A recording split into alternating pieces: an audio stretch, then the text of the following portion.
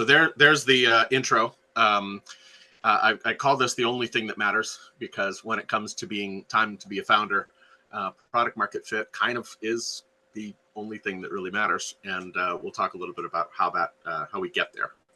So a quick little background about me. This might be something that you remember about me, but I'm originally from Hawaii, of all places. And so it might be a little unusual for this conversation, but I had an undergrad at Princeton and an MBA from Babson, and I've been a fractional CTO and CTPO for about 2 years now. I'm also part of a great organization called the Experience Hack, which is a collection of fractionals across a various set of disciplines. We do a lot of publications and content around that. But my background in particular is in startups and startup creation. This is just a little slide of all the ventures that I've been, or many of the ventures that I've been a part of as a founder, a co-founder, or a fractional. You can see it's accelerated a little bit. I spent a good 10 years at an organization called Endurance International as a CPO. We took that company public in 2012. I've been involved in a lot of startups ever since then, and most recently as a fractional with some of the organizations on the right-hand side of the screen. But I've learned a lot. I made a lot of mistakes, and I've had a bunch of successes. So I tend to say that the things I've learned from my failures are actually more interesting than the things I've learned from my successes. So I wanted to share a little bit of those from you. But at a high level, this is kind of my background. I've founded 6 companies. 1 went public, 2 sold, 3 crashed and burned. I've had about 30 different startup roles, and I've looked at many, many hundreds of startups, most recently as the head of technology and product for an accelerator here in Massachusetts, where I'm from, that is an equity-based or a non-equity-based accelerator called Mass Challenge. And we've looked at literally hundreds and thousands of startups. So a lot of these lessons have come from a lot of that background. So just to give you a little bit of a sense of where I'm coming from. So here's a quick, synopsis of what I've learned. We all know these statistics, but just to start off here, a lot of startups fail. 90% of startups, based on what statistics you look at, fail. And when you ask, like I did recently, ChatGPT, why startups fail, you get an awful lot of reasons. And I won't go through all these in detail. Some of them I'm sure that many of you have encountered yourselves and understand deeply. One of the things that I did was I went through some of the reasons that ChatGPT gave me, and I bundled them into a couple of different categories. The first category I found is where the startup has failed to produce a product that connects with a market willing to pay for it. In other words, they didn't find product market fit. The other bundle are folks who ran out of money before they actually found a product that would satisfy a market who was willing to pay for it. And the final one, which is related to team-oriented issues, is usually about a team not really aligned around the strategy of finding a product that meets the need of a market willing to pay for it. So in many ways, I would make the contention that it is arguable that one of the only reason that startups fail is because they fail in some way to achieve product market fit. And I'll speak from personal experience. Many of my companies that I've founded or been a part of have taken for granted that they would find product market fit if they built a great product, or they assumed that product market fit was something they did after building a product, raising a lot of money, doing a bunch of things. It was one of many things that we wanted to do. And the ones that failed, that I've been a part of, all failed to achieve product market fit. So this comes from both personal experience and from the broader scheme of research that I've done. Now, lots of debate and possibly some good arguments there. There are certainly some smaller reasons why companies fail that do find product market fit, but it's my thesis here that startups don't fail because they have poorly executed their products. They fail because they didn't find product market fit. Why is this true? First question you'd want to ask is what product market fit is. And I like quoting one of my, I don't like calling my idol, but one of the people that I respect greatly in this world, a guy named Mark Andreessen, who started Netscape and many other companies over his career in the 90s, and is now a very leading member of the investment community in Silicon Valley. And he defined this term, which is being in a good market with a product that can satisfy that market. Seems like a pretty straightforward way of putting this. It's very high level so that you kind of can't disagree with it. The devil is in the details. What does good market mean? What is a product that is, how is it satisfying, et cetera? And I think this is where there's a little bit of confusion about what product market fit actually when it's achieved. But I'll tell you, it is a thing. Once you achieve product market fit, your venture is in a whole different category. Product market fit, in my mind, is about finding the right connection between a set of features that you put into a product and the needs of a particular segment willing to pay for those features. Too often, I think that what a lot of ventures do is they create this great idea of a product and a lot of features without really figuring out whether they're connected to the specific needs of a specific segment. So in some cases, they overbuild. In some cases, they underbuild. In some cases, they mismatch. Many of the ventures that I've been a part of, we would build one product, take it out to the market we thought would want it. They don't want it. So we'll tweak the product and take it out to the same market, or we'll keep the product but take it to a different market. So this ability of trial and error between these two sides of the product market fit equation is what effectively gets you to product market fit. The ability to do this fast, the ability to do this reliably, the ability to do this with discipline is really the emphasis of what I've come to conclude is the recipe for startup success. So the big question is, why don't more startups find product market fit before they run out of those resources? If this is what it really means, what is the goal here, why don't they do this before they run out of cash, money, time, or humans, and their ability to do that? And here's my explanation as to why. When you look at the actual process that goes into creating most startups, there's a period of concept where you're conceptualizing your idea, you're imagining it. There's a period of product development, and then you actually enter the market. What ends up happening is that most startups start seeking product market fit after they've built their product, after they've invested a tremendous amount of time and energy and money, instead of at the beginning of their process when changing and other sorts of things are much easier and much more cheaply accomplished. Because so many startups seek product market fit after they've made a bunch of investments, it's more expensive. They've already raised a lot of money, which means they've raised some expectations. It's harder to change what they've built. And the other, problems are that you're locked into mindsets, et cetera, for, what you're trying to find as product market fit. It is a lot harder to find product market fit post MVP than it is pre. If you really go into this a little bit deeper, and I'm not going to take you through all the details here, I'm happy to share this with anybody who's interested, but why do so many founders make the mistake of not looking for product market fit until after they've made a huge amount of investment in their product or their business or both? And the short answer is because it's what they've been taught. In my experience, this is what I was taught when I went to business school. This is what I was taught when I was working for other startups. This is what I've been taught even today. You look at a lot of the discipline that goes into education when it comes to startups and entrepreneurship, you get this. It's also very tempting to go into the business, to go into product market fit after you've made a whole bunch of biased decisions. And it confirms a lot of your biases very early, which makes it hard to be iterative and flexible when it comes to finding product market fit. The other big reasons are they don't use very good market validation techniques. We can talk a little bit about that. They build an MVP before they validated it. Fantastic product. Nobody wants it or they're unable to sell it. And in many cases, what they do is they raise money too early, which basically means that they have locked themselves into an approach that makes it very difficult to change. And frankly, they have a lot of people to take care of at the cost side of things, and they run out of money too early. What's interesting about how it works when it comes to unicorns and a lot of institutional investment is that this is one of the reasons why big venture firms place big bets on startups, is to give them plenty of runway to fail on product market fit experiences.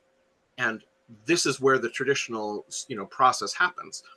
They put a whole lot of money into a company from an institutional perspective, load the company up with expenses, get out there with a product, spend a lot of money on marketing, and 90% of them still fail. And one of the reasons they fail is because they're still experimenting with product market fit with a tremendously high cost base. So what if there were a way to find product market fit in such a way that didn't subject you to those same problems that so many startups encounter? And that's what the suggestion that I want to bring up here today might be. How do we get a disciplined strategy? The first thing is to go against, or to call out a couple of mindsets that founders tend to have that tend to get in the way of doing this. Amy, I apologize, but Amy and I in this call have had this discussion a couple of times, and I'll make this statement out here that is worth discussion, and I'd be very interested in talk with anybody. But in my view and in my experience, building a fantastic product that looks good, functions, scales, and even solves a really important and necessary problem does not necessarily mean that people will buy it. And I can speak personally of a bunch of companies where I built products that were fantastically well received by my users, and I couldn't find enough users to make this market fit actually happen.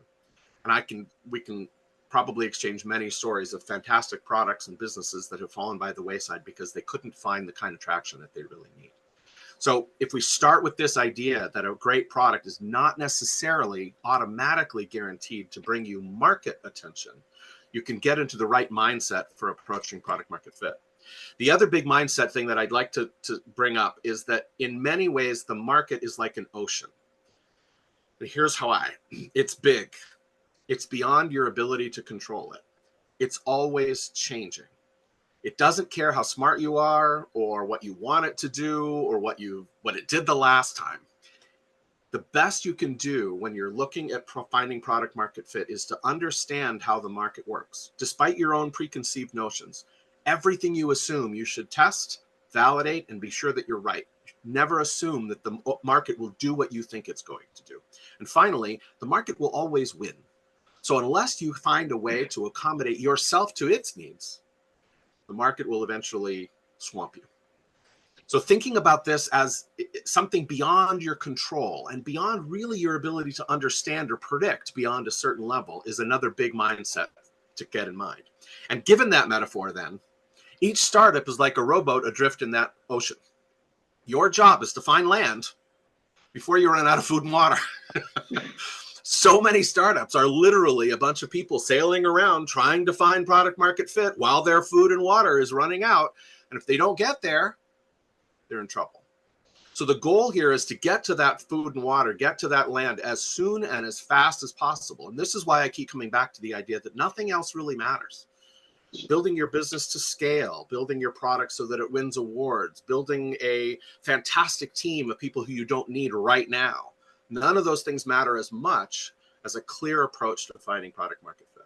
Okay, so with those pieces of foundational sort of process of thinking in place, this is one of the processes and methodologies that I've been working with a lot of my clients at a fractional level and learned and developed over my startup experiences. I call it a sort of stage gate process. It's stolen from Apple and a bunch of other very successful organizations, so I don't claim any real ownership. But the way I define it are three different stages. The first stage is articulating your new vision, your new idea in a way that makes a lot of sense. To me, this is a really often overlooked piece of the puzzle, and there are certain methodologies that can be, make it more successful. The second, and the one I want to talk about today, is this finding early signs of product market fit. And then the third gate is actually going out to the market with a real product and actually implementing a lean and viable operation. So I want to talk a little bit in this particular context of this middle stage, which is how you go about finding evidence of product market fit before you get too far down the pipe. Okay. The goal in finding any product market fit solution is figuring out what it is that you're looking for. So here's my definition of what product market fit, should be, what the goal of your efforts should be. The first is to get commitments from paying customers. Testing for the actual willingness to buy your product, not use your product, not endorse your product, not think it's a great idea, not want to invest in your product, but actually buy it. And I'll explain a little bit more in a minute. Being able to get those commitments from the public marketplace is really important. I had an investor once tell me how many, when I brought in my venture and I was pitching it and I got 5 new B2B customers. And he says, how many of them did you know before you started marketing to them? And I said, well, all of them. He said, then they don't count. Come back to me when you have strangers. When something you've done because of the way you market and prepare and present your product is convincing someone who isn't doing you a favor, isn't doing something for some other reason or has money to burn or whatever it is, come back to me when there are strangers on board. And finally, they came on board as a result of something you did. If they randomly discovered you or they're doing something as a favor or anything else, doesn't count. And the reason is because product market fit means not only that your product meets the needs of the market, but you know how to expose your product to that market.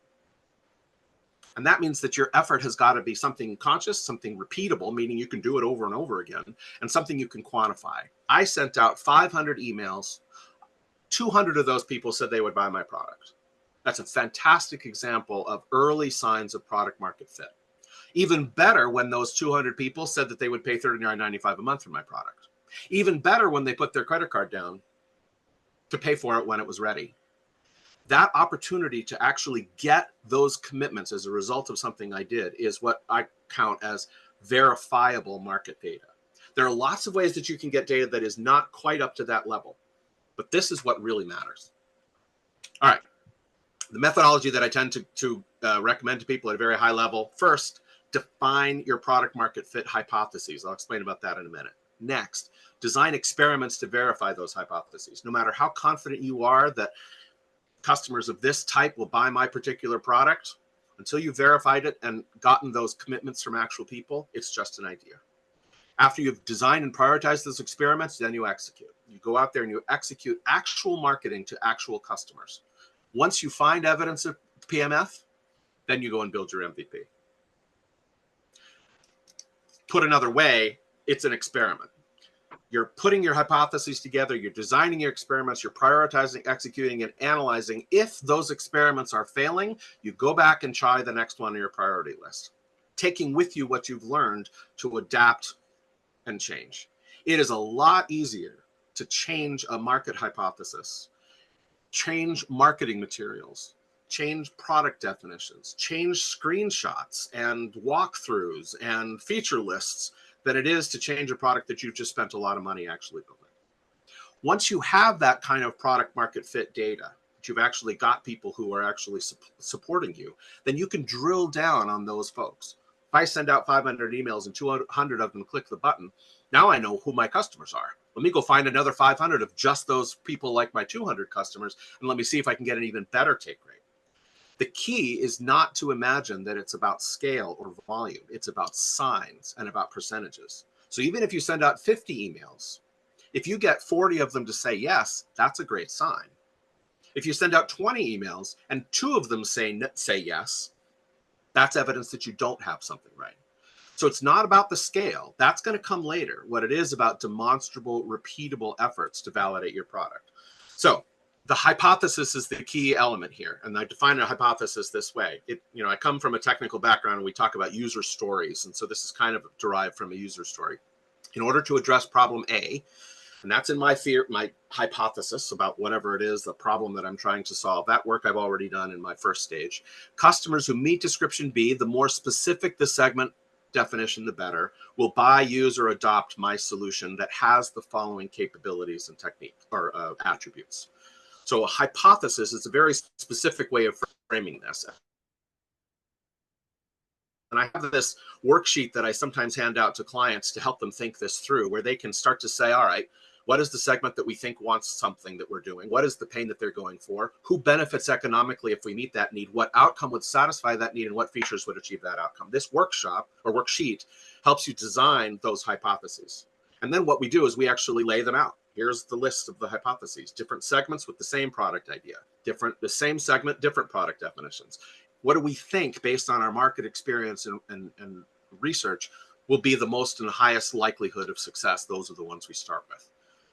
So having that list of those hypotheses and taking them one by one in a disciplined way of executing the experiment that would actually take this idea out to the market, that's the product market fit hypothesis.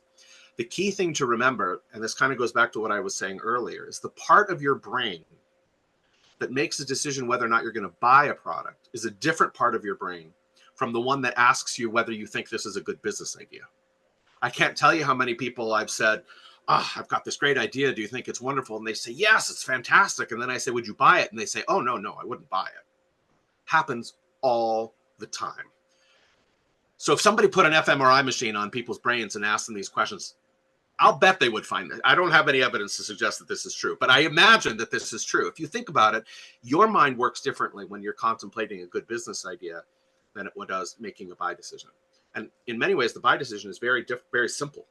relatively speaking. But it's also something that you can only really test in a specific way. Here's my example of somebody who did this the right way. This is one of my favorite examples. It was a Kickstarter that went out. It was a long time ago now, about 10 years. This guy said, you know what I want? I want to design a cooler, the most boring industry on the planet, established, hasn't changed in 25 years. I want a cooler that has a rechargeable blender, a Bluetooth speaker, a USB charger, LED lighting, a gear, all these features and other sorts of things. And I want to be able to take that out to the market. So he made a video where he mocked up the cooler, didn't build it, didn't know how he was going to manufacture it, didn't even know whether it was possible. But he put it on Kickstarter, and in 2 months, $14 million worth of customers said they would buy his cooler when it was ready at a $250 per cooler price point. And he took that money and then figured out how to build it and how to sell it and how to make a viable business. So in a lot of ways, this guy did exactly the methodology that I'm describing. He didn't actually build his product. He went out and tested it first. He actually raised enough money to finance his business so that he didn't have to raise any money. So this is obviously an extreme example, but at a smaller level, this is exactly the kind of thing that I think needs to be done. Finally, what is the benefit of doing this? Let's assume that we went out and did it. We said, we've got a great idea for a business. We're not going to build anything yet, but we're going to go through this process and find PMF before we take it into the build phase. What do we get? The answer is, first of all, foremost, flexibility. Like I said earlier, you can change your product definition, your market segmentation, all those other things cheaply, easily, in mere moments. And getting the word out to people, depending on the nature of your experiments, is also fast. So that's number one. Number two, once you've actually validated that you've got a product that people will buy, you know what to build. All those ideas that you had when you first started thinking about this that you thought would be great have now been filtered down into the ones that customers actually want. Now you know what priorities need to be built on and where you can go to the actual development phase with a clear vision. Finally, if you've got actual product market fit, you've got a wait list, which means you've got proven demand, you have marketing methods that will work and are repeatable, and that means that all of your costs, whether they're build related or they're marketing related, are going to be lower and faster because you're not making mistakes. You have a much greater sense. Now, it's not perfect. You're not going to be able to make this happen, to unicorn levels. And there are still potentials of different segments and timing and a bunch of other things. But at least you've gotten through this process in a cheaper, faster, and easier way to do things. And finally, I would suggest that having product market fit is the trump card when it comes to raising money. Imagine I took a product and a business plan and a deck and a team to an investor, and I said, here's what I'm going to do. I need $1 million. Now imagine that I took that exact same package to somebody and said, here's what I'm going to do. I need $1 million, but by the way, I also have 500 customers willing to pay for it. Which of those two offers do you think that investor is going to respond more favorably to?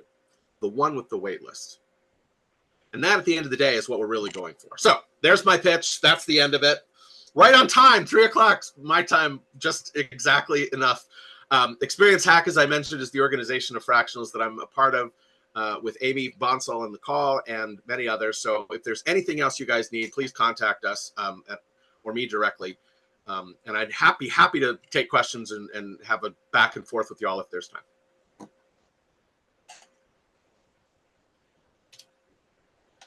Thank you so much, Michael. Let's wait for the questions. Manan, was that a hand? It was, but I should let Boyd and Jack go first. I think Jack was first. So, what? Jack, you, and then Boyd, you. That was an applause hand, not a raise. Oh, okay, great. Nice job, applause Michael. hand. Like you were like, okay. Boyd, Yeah, I guess it's your turn. no questions, but yes, I have lived experiences that resonate with it and all of that sort of thing. I couldn't agree more. Great, thanks, Jack. That was a real tour de force. Thanks. As you were going through, each time you would talk about a success metric, it kind of tracked towards unicornism. But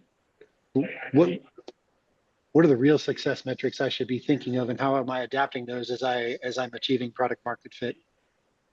That's a great question. And I think this is one of the reasons why this is not as cookie cutter an approach as I'd like to make it. The actual success metrics, you know, and more specifically, the definition of a successful test is going to vary from business to business and product to product. For example, B2B, you know, ventures that are $1 million price tags are going to have a different definition of success than, you know, B2Cs that are $9.95 a month. What I would say, however, is that the framework for looking for the key metric is as close as we can come to simulating the buying experience. I almost wanted to add that simulation idea into the presentation, because I feel like that's kind of what we're trying to do. We're trying to simulate a buy decision before we have anything to sell. The closer that simulation can come to something that someone would actually do, the more reliable it is as a sign. So I'll give you an example of both sides of the spectrum. I send out a survey and I say, would you be interested in buying a product that, you know, has the following features for $9.95 a month? If I get yeses to that, that's one level of validation.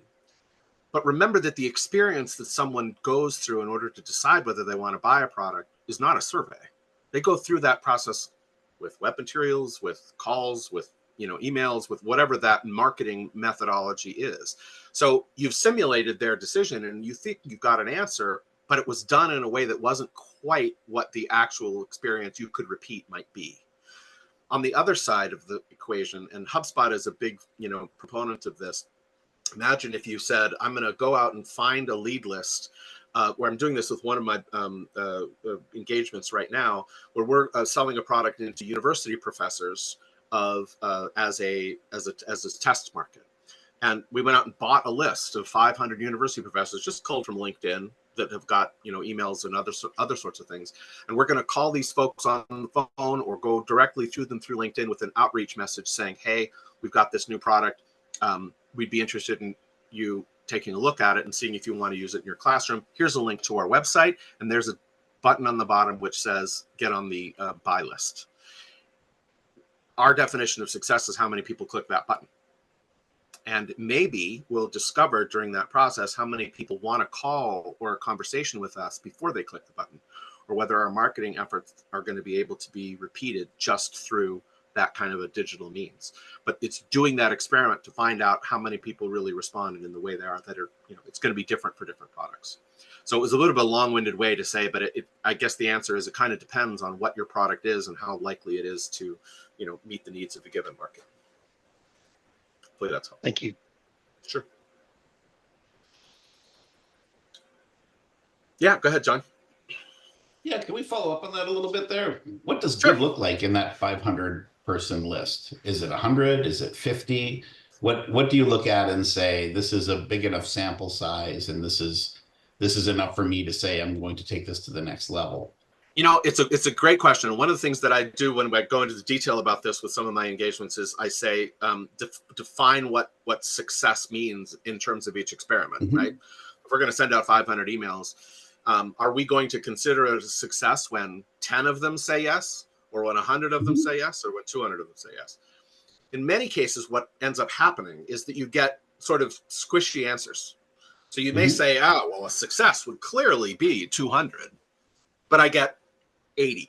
And you're like, well, how did I do there? This is why that drill down step that I was mentioning in that schematic is so important, because if you're getting 80 out of 500, you're doing something right, but you don't know quite what. So that's where the analysis really starts to become really important, to say, well, what is it that made these 80 successful, but didn't get me to the 200 level? Let me try that experiment again with a little bit more attention paid and try some various factors. So for example, maybe it is all the 80, 90% of the 80 folks are all women. And you're like, well, shoot, maybe I should just market this to women. And so your next iteration can be to 500 women who are in this category. And if your ratio goes up, you know, you're onto something. So that's why this experimentation technique is so important, and why small multiples or many multiples of small experiments are probably an interesting way of doing things, so that you can, drill down on the things that are working. There are times where I will do an experiment like this at a relatively small multiple and get 0 responses. And that's a pretty important indicator. Shutting down that particular experiment by saying, hey, nobody likes what I was pitching them. Really cheap to be able to get that information under my belt now, and to avoid that particular approach or that particular segment or that particular product definition in the future.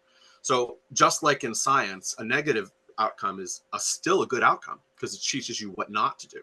And in many cases, this is what happens. I prioritize my best case, and I'm like, that first experiment's going to knock it out of the park. And it doesn't. So I go on to 2 and 3 and 4, and suddenly my 5th down is like, oh, wait a minute.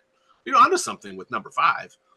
But in that discipline of actually proceeding down these one at a time and using my limited resources to do that experimentation, I can usually, hopefully, if it's going to work at all, you start to get into some useful territory. But the short answer to your question is, it depends on, whether or not you can repeat it. If you're getting 200 out of 500 and you can do it every single time, that means you can get 2,000 out of 10, 50,000. And if you can, and that's really the thing that people are looking for when it comes to repeatability. So hopefully that's helpful. Yeah. How are we doing? Well, my question is like, On. okay. So what I heard was what really stood out from me. And let me take a minute, and I may be a little more pedantic here. So there's the entire Jeffrey Moore philosophy around early adopters and crossing the chasm, and then there's the lean startup methodology where you're like very lean, your customer validation, etc. And here you are you saying that we're becoming the lean startup of the lean startup itself? I'm hearing different things. So yes, you said one key thing was the repeatable and quantifiable method to connect with customers. That hits a huge chord, because even if you get validation with some customers, but then if you don't have, so I really like the outside of the friends and family and figuring out your channel. But how do we do this? So like, if we were to do a part 2 of this and say we were to bring a bunch of ideas and brainstorm together, okay, how would we have done an early version of this? And like, Kickstarter is an ideal example, right? So in a way you're saying, hey, take everything through Kickstarter, but Kickstarter has a certain kind of people going to it every day. Yes. Where then again, I get confused, because the more Jeffrey Moore thing comes in, I really like the idea. I buy it. I feel like I need some more concrete examples. Sure. We work with a lot of startups, and like there are full books on, for example, this one is one of my favorite. It's got a bunch of templates, how to go to market. I feel like you may have curse of knowledge. You're sitting on a lot of things. I sort of wanted to, how they say, double click or drill down on what other examples of product and how you may have validated it. And the reason I'm saying this is, even on Kickstarter, the products with better images, I believe, end up doing better.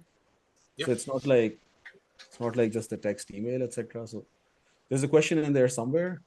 But these are all the. I'm with you. So how do we spread this approach more, by first convincing ourselves that, hey, we could have done this in this manner. So if we're sold on it, then we can proselytize it more, perhaps. Yeah, really good point. And let me back up to the Jeffrey Moore and Eric Ree's side of the house. I think both of those are huge influences on this particular approach. The big thing that I would say about lean startup versus this is that lean startup still makes the assumption that you build a product first. And in fact, if I'm not mistaken, I think the idea of a minimum viable product actually came from that idea. And that was based on a bunch of assumptions, in my view, which is that the cost of developing a product was less expensive than the cost of marketing that product, which was true 20 years ago. It's no longer true, especially at levels of small multiples for early product market fit. Now, if I were going to go out there and say that I needed to get 1 million customers before I would start my business, then you'd be spending an awful lot of money in terms of marketing. But these days, most buy decisions happen digitally, and most digital marketing is extremely affordable at small multiples.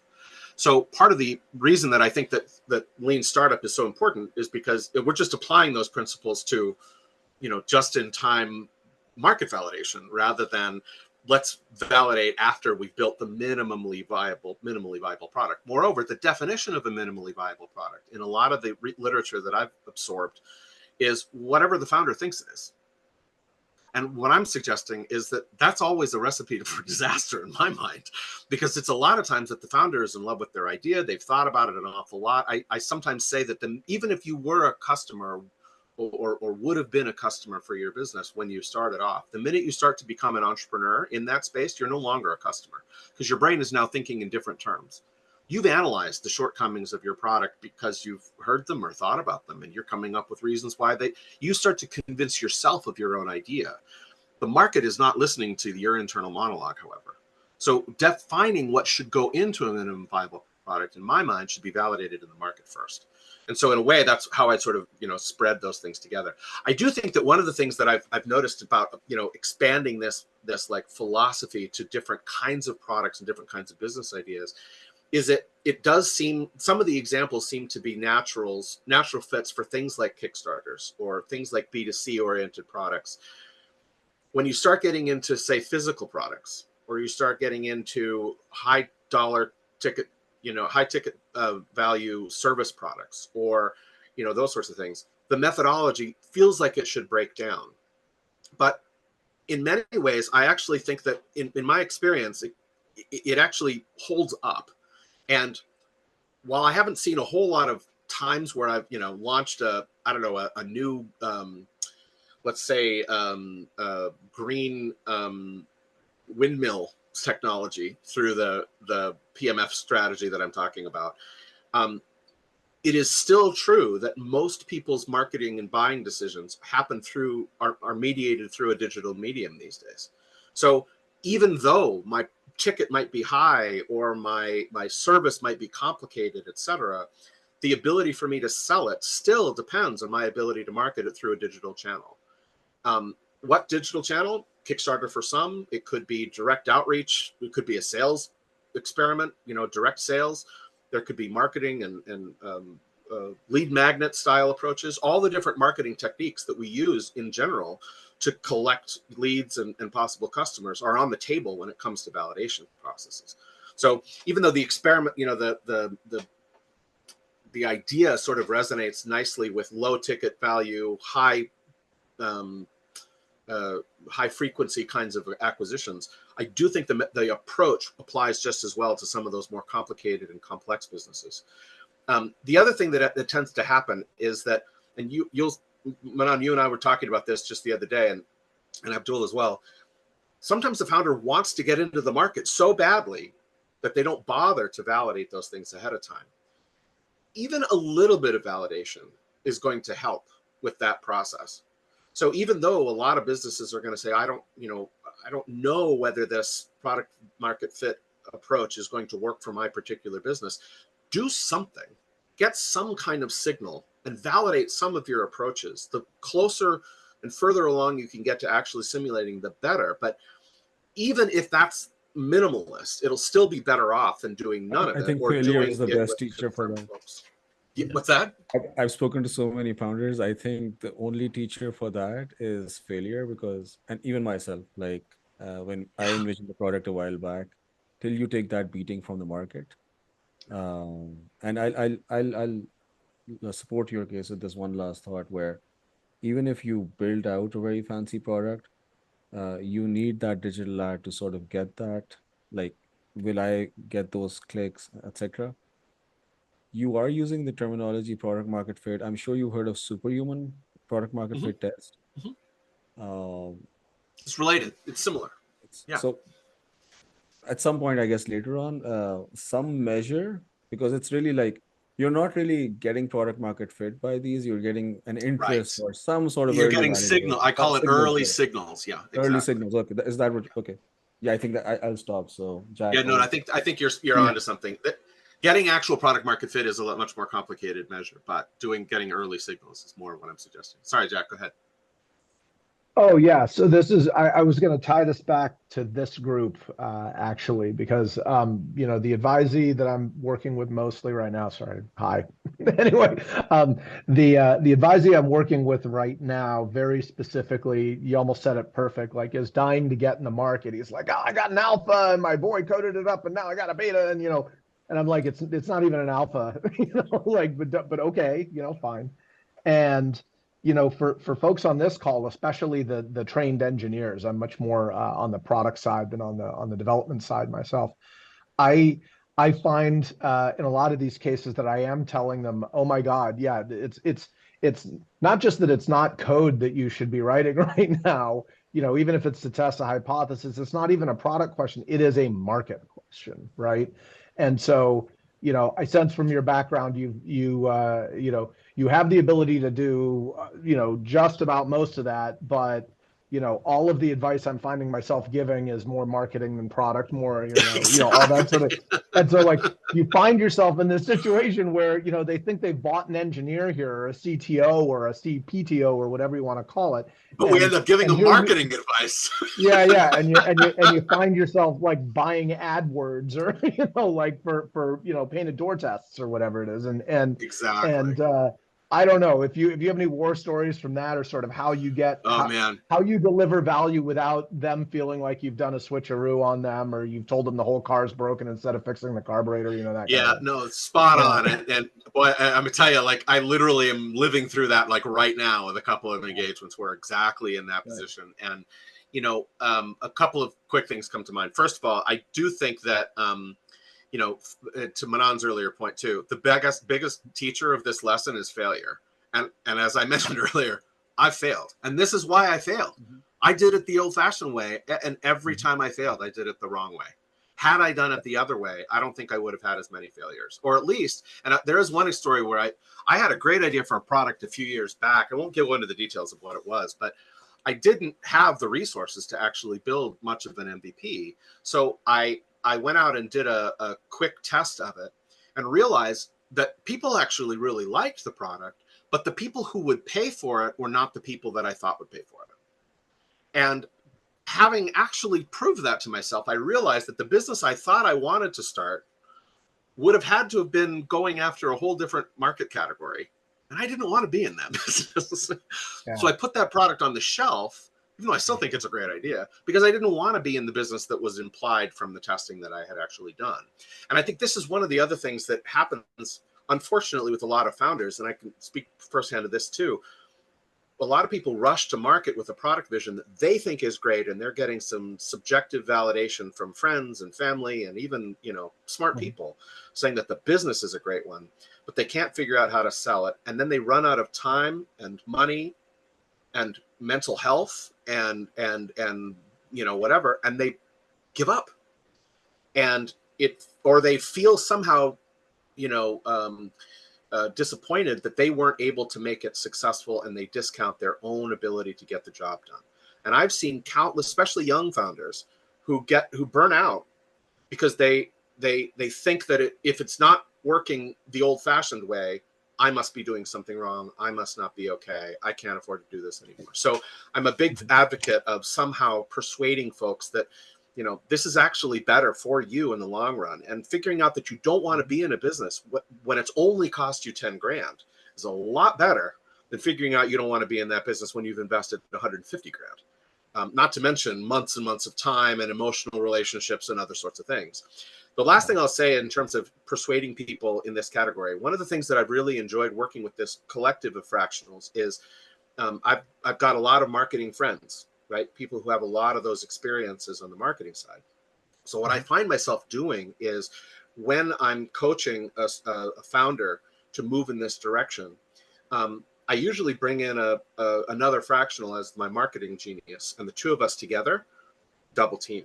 And it becomes a very interesting way of saying, look, I'll still help you get your product designed and built or ready for market. Mm-hmm. But while we're doing that, let's do this product market fit stuff with a fractional who can actually help you, do the actual experiments.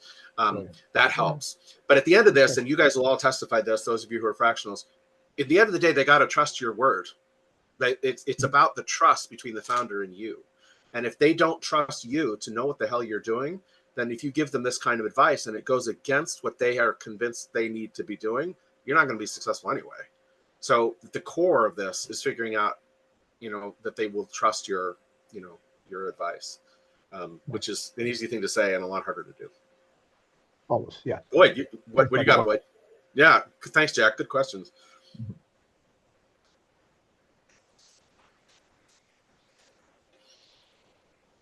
Boyd, you're on mute. Boyd, you're muted. All right. So proof that I have a really small brain. So I think I've detected what you've described kind of as a one-dimensional problem: test, retest, test, retest, test, retest, moving along one direction. But when you were answering Manon earlier, it also sounds like you have to test the way you are testing. I'm going to send an email. I'm going to do phone calls, and that makes it a far more complex problem. Yeah. And I did try to simplify it a little bit for the purposes of communication, but you're absolutely spot on. Not only are you testing your product and your market assumptions, but you're also testing your marketing methods. And the other thing you're testing is your price, if you're doing it right. Because you could get everything right and take it out for a product at a price point that nobody will pay and get a bad signal. So one of the things that I've been doing, and I'm doing this with one of the engagements that I'm on right now, is we're literally taking it out with a retail price set here and a go-to-market price, discounted to here. And because the logic is that you can always it's hard to raise your price. It's easier to discount it. So we're going to go out with this price point, and if we get responses, then we'll stick with it. And in future experiments, raise the rate, minimize the discount so that it gets closer and closer to where we think the actual price is. If we don't get any responses at this level, then we know our pricing process is really, really off. At this particular point, we're interested in getting positive traction at some level rather than at a pricing point level. But if we're in the ballpark, our experiment will hopefully show us. But I think you're absolutely right. The other thing that's really important here, and this is why the marketing dimension that we were talking about with Jack is even more relevant, is that the way you market matters. The quality of your marketing matters, right? The techniques you use, the channels, the look and feel, et cetera.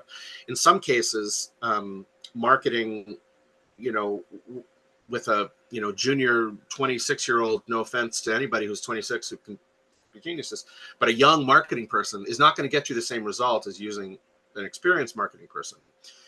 Now, sometimes that costs you a little bit more money, and those experiments are going to be more expensive to run, and that's a balance that you got to strike in doing this particular work. But the quality of your marketing matters as well.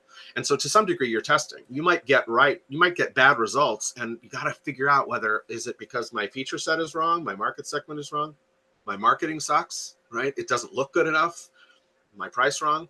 There are a lot of variants that need to go into the question point. And I think that my other response to that is you're spot on, and it's still cheaper than doing it any other way.